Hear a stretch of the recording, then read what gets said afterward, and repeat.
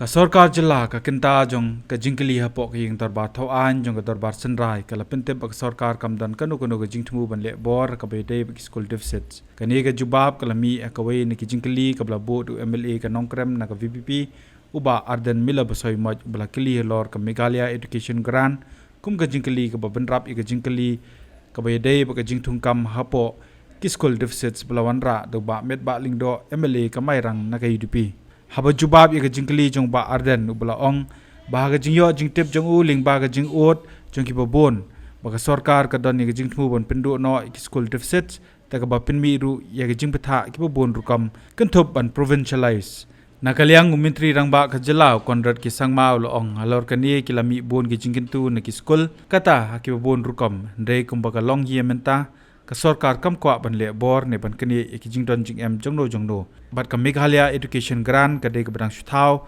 pen wonder bat ka sarkar ka dang pan ki jing ai jing mot na ki babon balang. So we move on to the next question. Minister in charge to reply, please.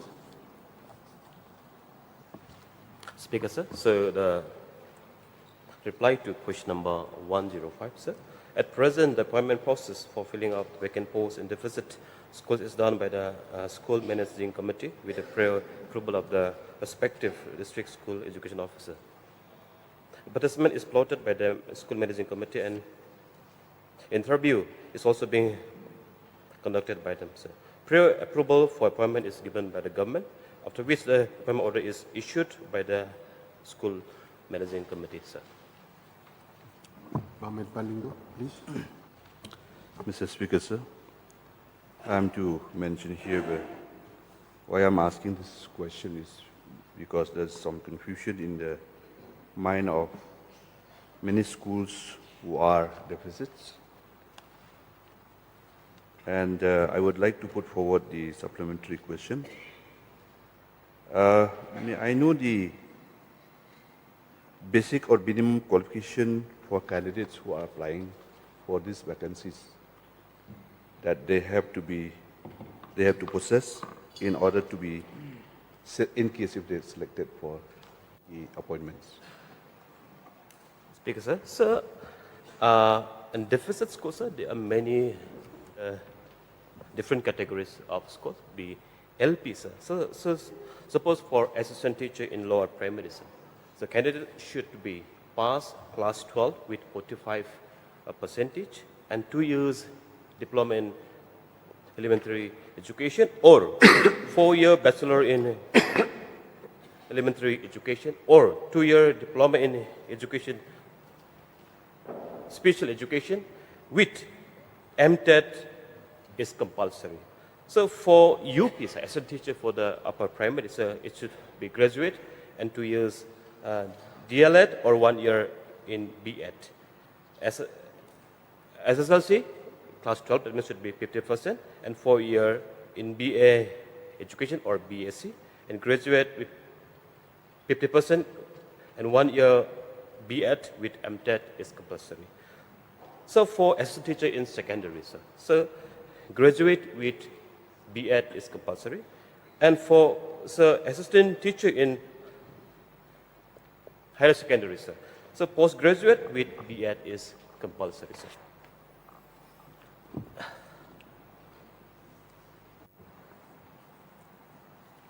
No other question. So we move. Yes, Barden Basomit, please. Sir, may I know from the Honorable Minister whether the government is contemplating to change the existing process as far as the recruitment of teachers in the deficit school is concerned or not? Speaker, sir, as of now, no, sir. The existing policy and the existing system will continue, sir. Yes, Bakar Pran, please.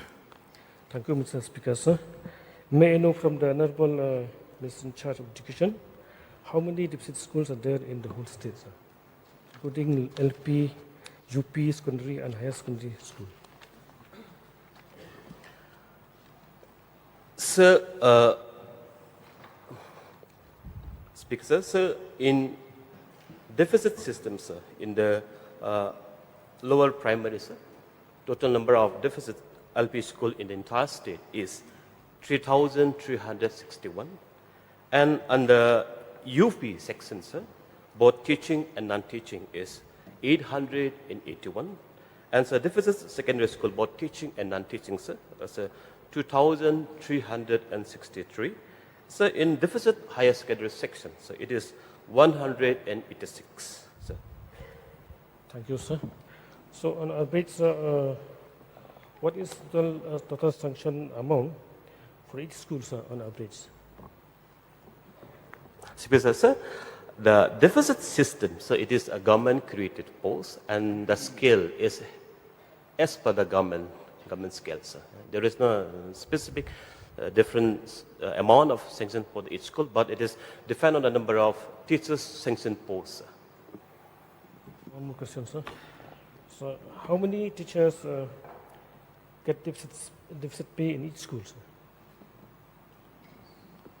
Speaker, sir, the number of sanctioned posts varies from school to school.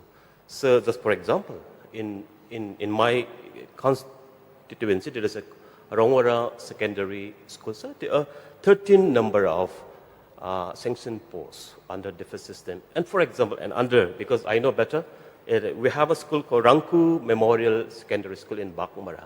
There is 19 number of sanctioned posts. Likewise, different total number of sanctioned posts for different schools in entire states. One last question, sir. Does the managing committee of the schools have any role in appointment of teachers?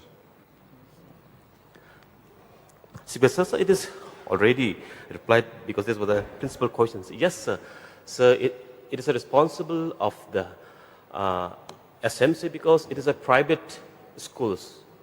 It's a private school, but government supporting with the salary and some teachers sanctioned posts. It's a responsibility of the SMC to give them provide with the prior approval of the government, sir. Ms. Ardent, please. Ardent, please. Sir, I know from the Minister whether the government will continue to support, to give salary support to the deficit school in the future, or is there any plan on the part of the government to stop giving salary support to the deficit school? Speaker, sir, there is the question does not arise of, stopping a salary support to the teacher, to the deficit system. Sir, this will continue. But sir, however, so there are demands from the deficit school teachers and the college teacher. There are two demands, sir. One of the demands from the management, the certain schools and the college in the deficit pattern, they are requesting government for autonomy, but government yet to be decided. And also on the other around, there are teachers, the SMCs, the many schools on the deficit pattern, deficit system, they are demanding for taking over for provincialization of the schools from the government. So both of the demand is yet to be decided or examined by the government as of now. So the existing will continue. So why I'm asking this question, sir, because in the process of implementing Meghalaya education grant, I was told by many heads of institutions that it seems the plan of the government seems to do away with the deficit school system, where they ask the schools to be provincialized or else you cease to get the grant from the government. So that amounts to doing away with deficit school system. So may I know whether the government is in that move to do away with all the deficit system? Because I know that there are only few ad hoc schools, deficit colleges, that are willing to be provincialized. But the majority of these schools are not willing. So in the case of their rejection to the proposal of the government, what will happen to the future of these schools? Though the Minister has already replied, sir, I take this opportunity to clarify this very, very sensitive issue on the floor of the House. So the government's intention is not to disturb anybody. We would want status quo to continue. But from different schools, different demands keep coming to us. So there are different organizations and associations and schools that come up with one request. Then in that same category, there's another group of schools who come up with another request. And therefore, it's a very complicated situation for us to be able to come out with one solution that will fit everybody. As clearly mentioned, there are some schools who have asked us to provincialize, to actually take over those schools. And government should take over, and they've written to us and informed to us. And on the other hand, there are those schools who are very clear that they want the deficit pattern to continue. And in that process, sir, as we always do, sir, we have been very, very clear in all issues that we have been facing as a government, that we believe in dialogue. We believe in consultation. We believe in discussion. And that is exactly what we're doing right now, sir. And when we go to discussion, we have to go with some kind of options to the people or to the groups.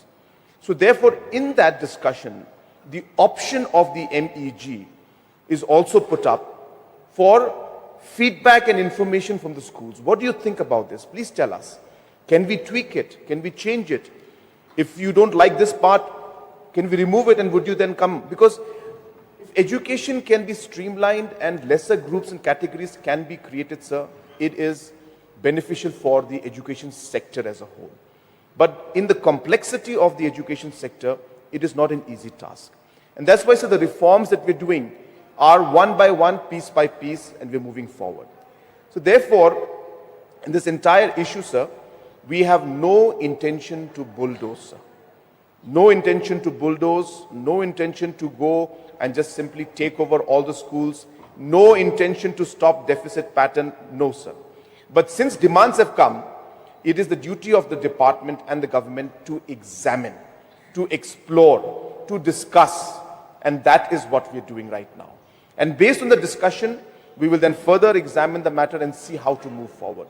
So, sir, I would like to put to rest this confusion that is there among the people that we are going to stop the deficit pattern. Absolutely no, sir. Number two, the fact that the government is going to forcefully take over the school's assets and property, absolutely not, sir. We will not do it. We will never, go into that line of forcefully taking. But since queries have come, we are examining, sir. We are discussing. And then say suppose everybody says, yes, it's a good idea. Then we'll take it further and see how to move forward. So therefore, sir, in this an examination process, I think it's very clear. The MEG is not something that we have implemented. It's something we have framed. We're discussing now. And as I said, it only depends on the discussion and outcome. And I want to conclude, sir, by saying that there is no question of bulldozing a government's decision. We are going with dialogue, with discussion, and taking feedback from the different schools. So I would like to thank the Honorable Chief Minister for his clarification, because it is not only a concept. The Education Department has already started a process giving letters to the schools, asking them to get provincialized, and in the process they have to hand over their assets, and that is the main hurdle. So now I'm clear with the explanation of the Minister, and I hope that this deficit system, which has been a great help to the education in the state, will continue for the benefit of the teaching community and also the students as well. Yes, sir. In fact, I have met many deficit school teachers and managing committees, and they have expressed to me that they are not very keen to hand over. I have told them that this is only a discussion phase. There is nothing to be worried about. There is no way in which government will do this, and I'm assuring it and giving a statement on the floor of the House as Chief Minister that we will never ever bulldoze this, but we would like to see if the solution can be found out in a way that is acceptable by all. And if it's not acceptable, we will find another way to move forward. So we're very clear, sir. This is not going to be bulldozed. We are very clear. We're not here to forcefully take over anybody's land or assets. Barbara Strum, Albania, please. Thank you, Mr. Speaker, sir. I would also like to thank the Minister concerned as well as the Honorable Chief Minister for the reply to the queries raised by my colleagues. And I just want to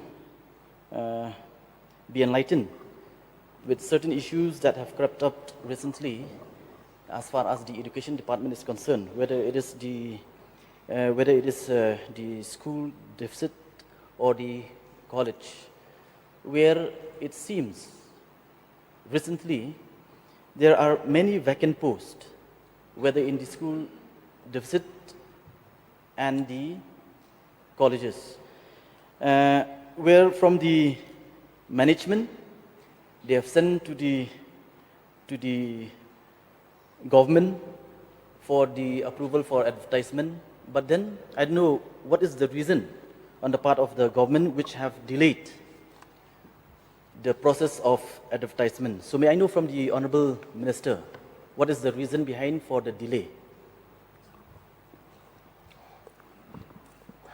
Speaker, sir. What happened is, in the year 20 August 2024, sir. So there was a letter issued from the Education Department for the applicability of the roster reservation across all the state in the sanctioned, in the deficit sanctioned posts. Therefore, there was an order to get prior approval before the SMC to go for recruitment. But however, sir, this has created lots of time consuming. And so in the July 2025, 2 months back, so we have changed this order. And now we have, Education Department has delegated the power to SMC, district level, to approve the roster and to go ahead for the appointment at the district level, sir. Thank you, the Honorable Minister, for the clarification with regards to the delay. So I'm glad that the process is resolved. And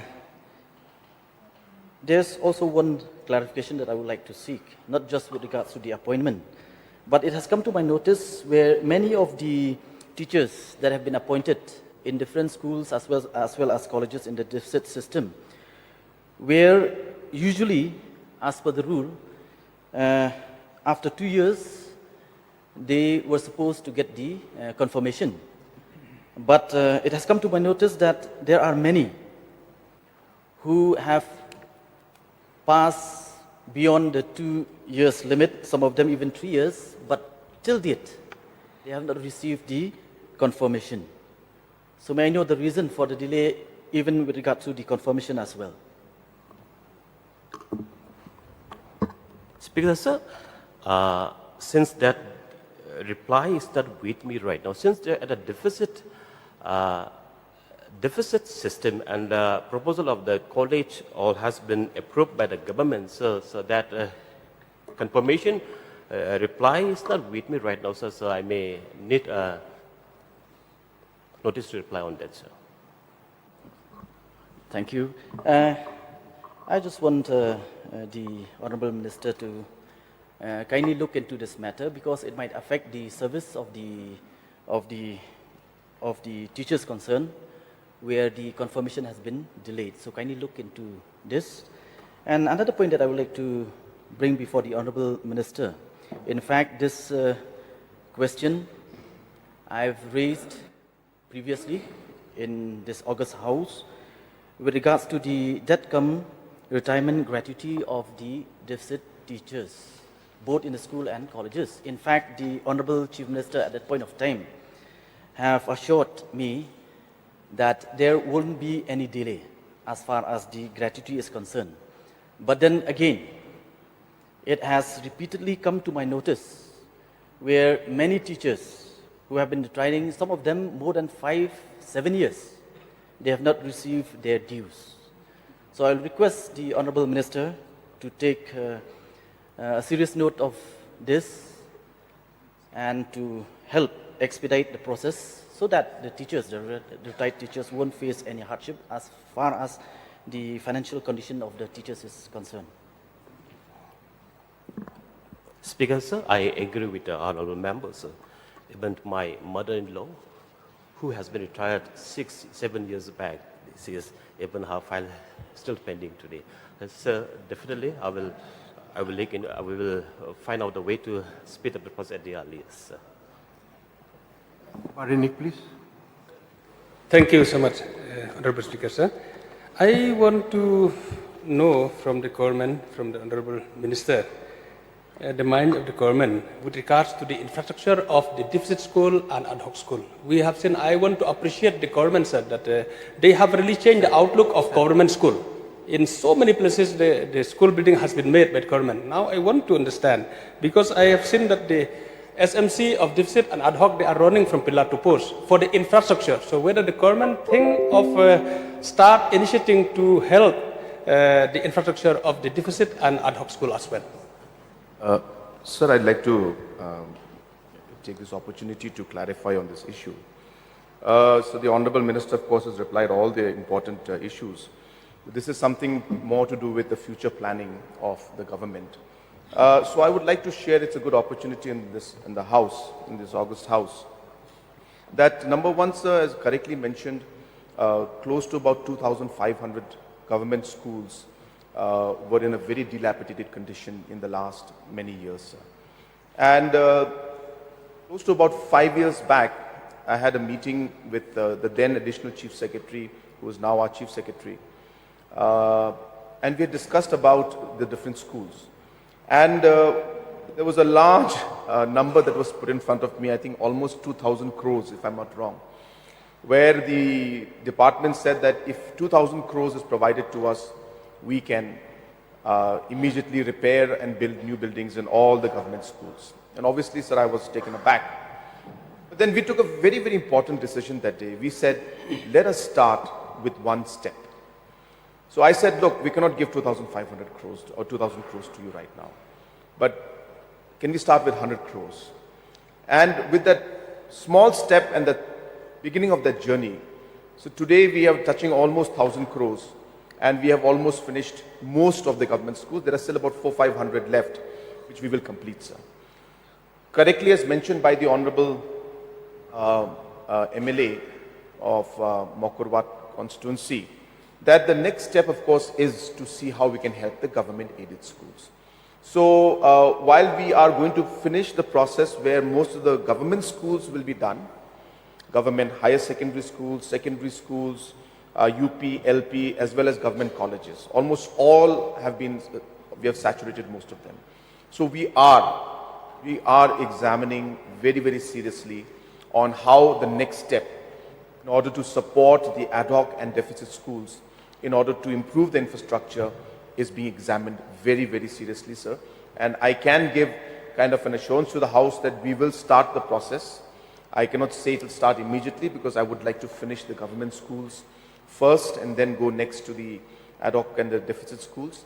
But in the meantime, there are many other ways in which, even through Chief Minister's Special Development Fund, many schools are getting support in terms of repair and maintenance, even to the ad hoc and deficit schools, because we believe that they play a very, very crucial role in the overall education sector in our state. And most of these schools, including SSA schools, so SSA schools also is in the pipeline for us. So SSA schools, ad hoc and deficit schools, the improvement of infrastructure will be taken up once we finish the government schools and institutions. So much for the reply from the Honorable Chief Minister. Sir, one more question I want to know also about the sanction posts in ad hoc and in deficit. To my knowledge is that even though the government has done a lot in education, but I think new sanction posts, whether in ad hoc or deficit, whether it's there or not in this last 7.5 years. So I want to suggest the government also to look into that matter, to give a new sanction post of in deficit and ad hoc as well to so many schools who are waiting on the list. Yes, I am very grateful for those schools who got the support from the government, but there are many schools who are waiting on the list to get the support, whether in terms of ad hoc or in terms of a deficit, whatever the case may be? Sir, again, I'd like to take the opportunity to clarify, because this is again beyond the current functioning of the education department. It requires a lot of financial looking into and aspect also. Sir, just to share with the House, currently, on a rough estimate, sir, I don't have the exact numbers with me, but government of Meghalaya, we spend close to about 600 crores plus minus on government institutes. So that's all our schools, LP schools, UP schools, secondary, higher secondary and colleges. We roughly spend about 600 plus minus. It must have gone up a bit in the past few months because engineering college and so many other colleges have come up. But plus minus, we spend about 600 crores for government institutes. So the private institutes that are there, which are aided by the government, that is the government aided schools, which we all know as deficit and ad hoc schools. For the knowledge of the House, sir, all these schools are private schools. They are not government owned schools, purely private, either owned by the community or in a mission or by individuals. And government supports these ad hoc schools and deficits. And we give a grant, sir. So this grant in aid is what is called deficit and ad hoc grant that we give. And for the knowledge of the House, sir, we roughly, the colleges put together, the LP school, UP school, upper primary, secondary and high secondary and the colleges, all the ad hoc and deficit schools and colleges put together, we spend roughly 1,100 crores every year as grant in aid. So for government schools, we give 600, we spend 600, but for grant in aid for ad hoc and deficit, we spend 1,100 crores, sir, roughly. So it's almost double. And it's a good thing, sir, because that's what keeps the education system vibrant, and they are contributing immensely. But the reason why I'm mentioning these numbers today in the House is that there are a lot of demands for ad hoc, additional grant for ad hoc and deficit. And we have examined this multiple times. And we have seen that the financial impact of that for the creation of those additional grants, I shouldn't say post, but additional grants to be given, will be minimum 200 to 300 crores additional. So we're already giving 1,100 crores. We will have to give another 200-300 crores. That means roughly about 1,400 crores every year we'll have to spend. So it's a very big decision we have to take on how we can move forward. It's not an easy decision, sir. And therefore, that's the reason why there are a lot of demands. We are looking at how to improve the infrastructure in the schools and colleges, including deficit and ad hoc. So if I use this 300 crores, which every year will go out, I could transform the deficit school buildings and the ad hoc school buildings. And if we look at 5 years, that means about 1,500 crores could be spent, that money could be spent on infrastructure. So that's the kind of choice that we have to make as a government. And that's the reason why, though the demands are there, and I think so many MLAs in your constituencies also, they must be pressurizing for ad hoc grant, pressurizing for deficit grant. So we are aware of it. We would want to help. The financial impact is very high. We are already giving 1,100 crores to ad hoc and deficit schools and colleges. With the additional list, it could go up to 1,300 to 1,400 crores. And that's the reason why it's not a very easy decision. But we are actively examining how we could take this forward and support the education systems. Sir, last question, sir. Sir, thank you so much, the Honorable Chief Minister, for taking pain to answer this question, supplementation from my side. Sir, one more question is that, and I'm sorry to say this, that there are so many government school, non-performing government school, in many locality, in many districts. They are not performing. There are zero enrollment or single-digit enrollment for so many years. Sir, my point is that I know it's made too difficult for the government to reply right now, but will the government examine to improve this government school by giving to the community, to the society, or to the church, or to anybody who to run the school, to see in the form of an ad hoc or in the form of deficit, instead of allowing those government school non-performing for so many years? So that's a very big question, I know, and may not be possible right now from the government, but will the government examine how to improve the non-performing school of the government itself?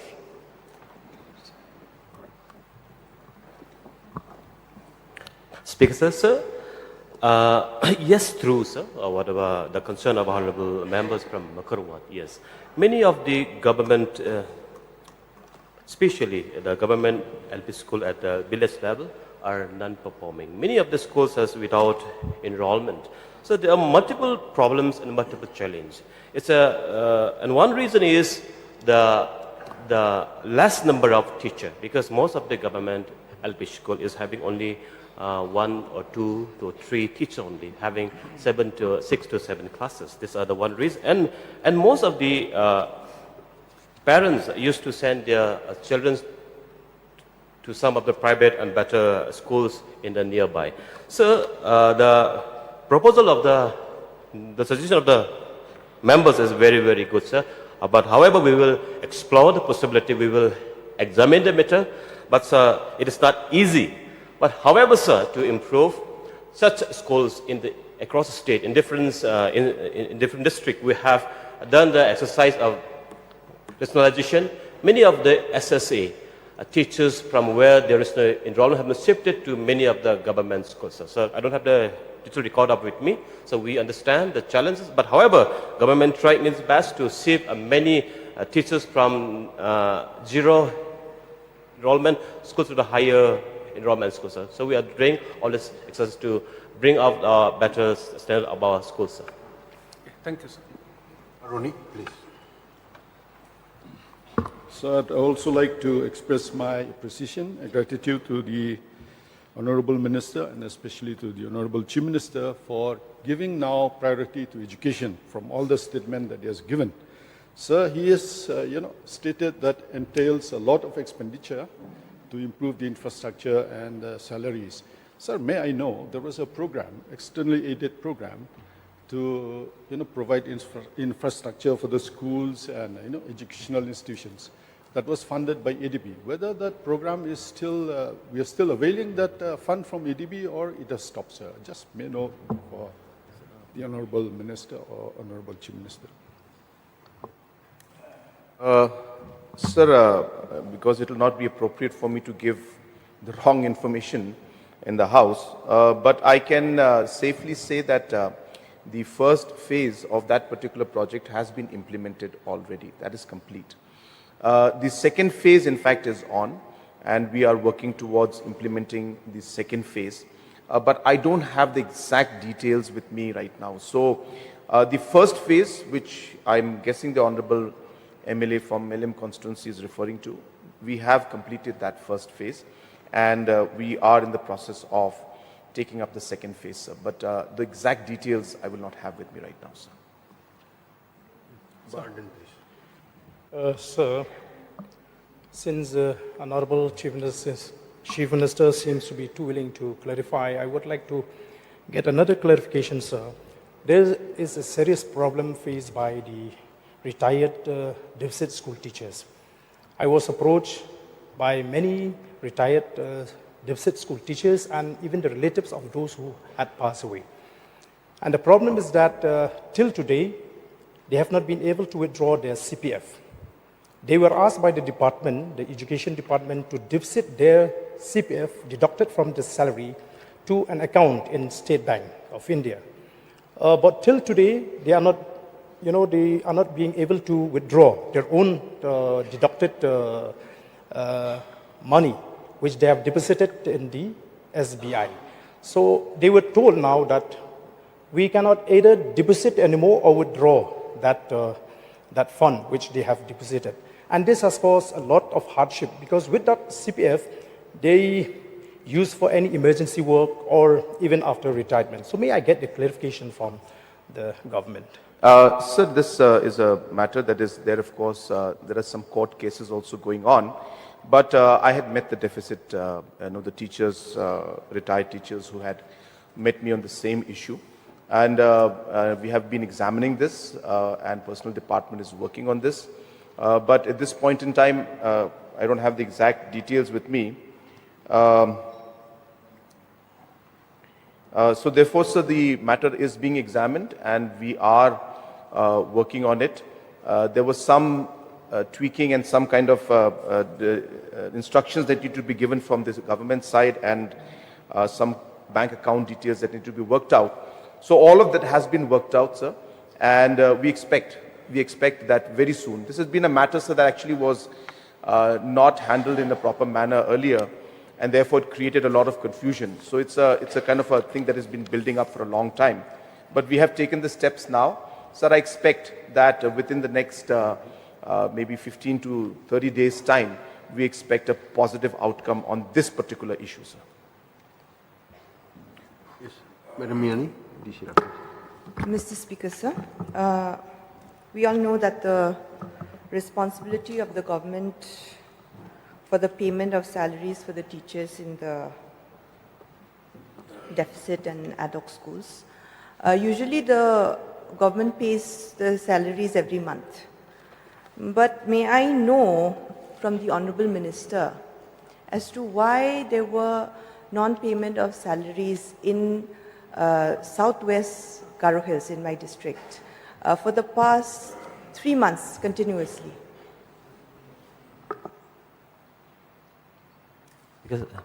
Speaker, sir, so I don't know from which category of the school, but government has already released all the salary up to date to all the district. Mr. Speaker, sir, now I have been informed by the teachers from my district, from my constituency, that they have not received. I don't know if this has been released just yesterday or day before or this week. I don't know. Maybe it has been released. I don't know. But before the session started, I was informed that they have not received their salaries. So, therefore, may I get an assurance from the Honourable Minister to see whether this matter, what is the reason for this non-release of salaries for the teachers in my district for the deficit and ad hoc school teachers? Sir, I'll take the opportunity to also clarify a bit. So number one, I think it's very important for us as members of this House to first get the nomenclature correct, sir. So for us as a government, sir, we release the grants. So I would request the members to use the word grant, sir. We don't release salaries. This is grant in aid. So after that, the school then pays the salaries, but we are giving grant in aid, sir. So I just wanted to make that nomenclature very clear, that government aids private schools in terms of grant. That grant is, of course, used for salary, but from government point of view, it's a grant that we're giving them. So that's number one. Number two, sir, as mentioned by the Honourable Minister, that the money has been released to everybody. So there could be local district issues, so that we don't deny, in the sense that we are not aware about the local issues. But so I'm sure it can be resolved. There's not a major problem. There could be some problems of UC, there could be problem of a DDO, there could be some powers that have to be given to the DSEO. So those kind of matters are official matters which could lead to delay in a specific district or a subdivision, sir. So we will look into it if the Honourable MLA can give the details to us. But from the state perspective, whatever had to be released from finance and from education to the concerned department or the concerned head, that funds has been released. There must be a local issue. We will definitely look into it, sir.